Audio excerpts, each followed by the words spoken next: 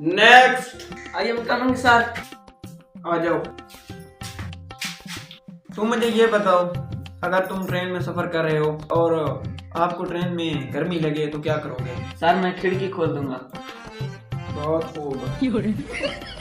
अच्छा तुम मुझे ये बताओ, अगर वो खिड़की 1.5 स्क्वायर मीटर और डब्बे का रकबा 12.90 फीट है और ट्रेन 80 किलोमीटर फी घंटा की रफ्तार से जनूब की तरफ जा रही हो, जनूब से 5 मील फी सेकंड की रफ्तार से डब्बे में दाखिल हो रही हो और पूरा डब्बा ठंडा होने में कितना वक्त दरकार होगा?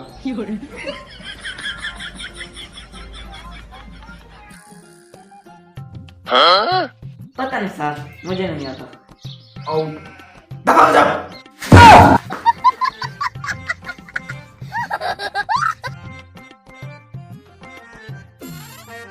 नेक्स्ट।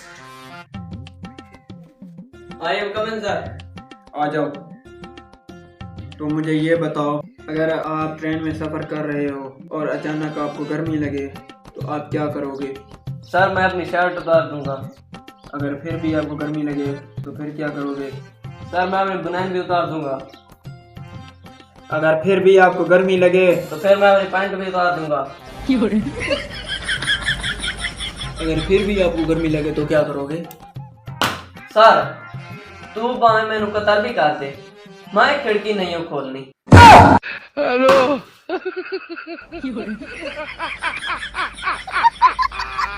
Hola, Carlos.